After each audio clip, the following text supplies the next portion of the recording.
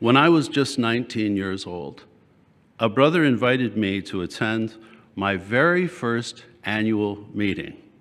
It was a special one, the 100th anniversary of the Watchtower Bible and Tract Society, held in Pittsburgh, Pennsylvania. I was so excited, I thought I died and went to heaven.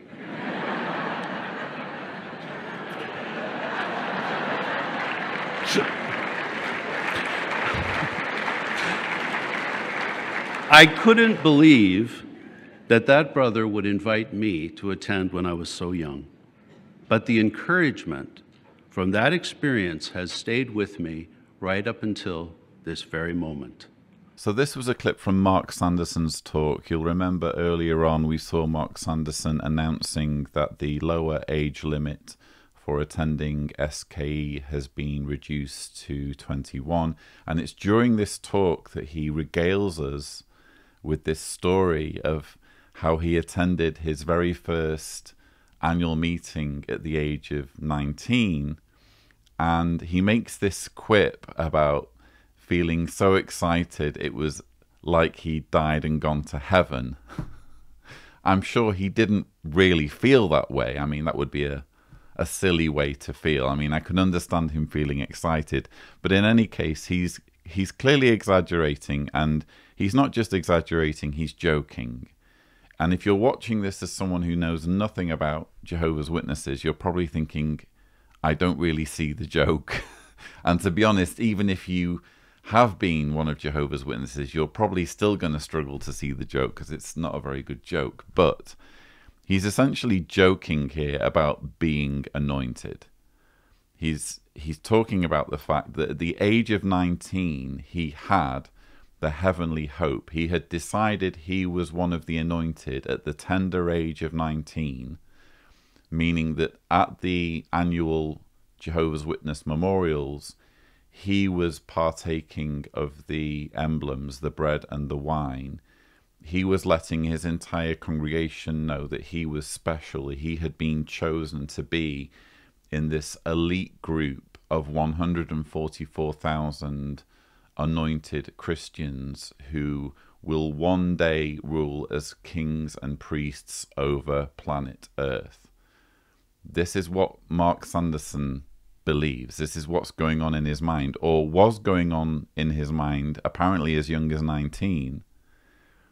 But rather than this just being something that he's content to keep to himself and not make a big deal about, he's mentioning it at this annual meeting. And not only is he mentioning it, he's also sort of joking about it. I mean, is this really something that should be a source of levity?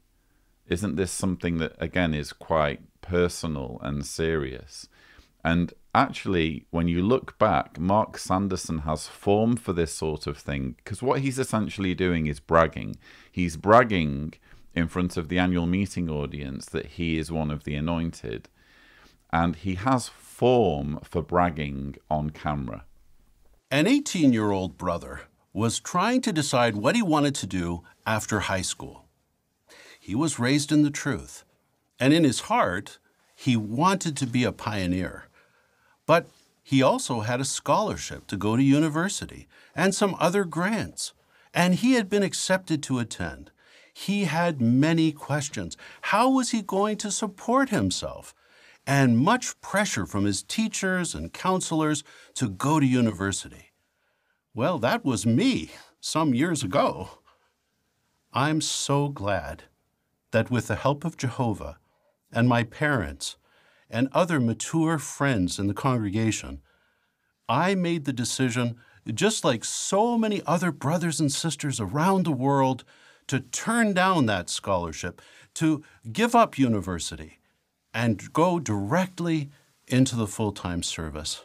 I think what we're seeing here, quite frankly, is just ego, the ego of Mark Sanderson on full display, both in bragging about being of the anointed, and here in this clip from the 2020 convention, he's bragging about having a scholarship and having grants and having all of these amazing opportunities for higher education, when he was 18, that he turned his back on. He piously turned his back on in order to pursue full-time service. And interestingly, another element of the annual meeting is you have these music video montages while the audience, I think before the meeting starts, and there are one or two clips during this music video interlude that show Mark Sanderson in really quite an elevated politician-like mode, where he's going out to places where there are evidently disasters or disaster responses underway. He's waving to his adoring followers. He's meeting people undergoing medical treatment. He's hugging people. He's delivering motivational speeches. This was all stuff that apparently we needed to see in the music video interlude to the annual meeting.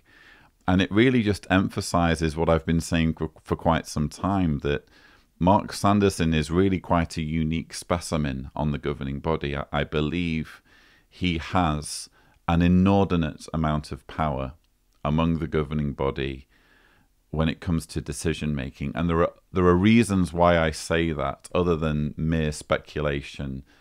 A lot of it is based on an actual interview I had with someone who came out of Bethel and was discussing how Mark Sanderson does seem to have quite a lot of power. I'm going to drop a thumbnail to the particular video in which I discuss Mark Sanderson's role on the governing body, so that you can go down this particular rabbit hole if you wish. But suffice to say, plenty of evidence on display here of just how astronomical Mark Sanderson's ego really is.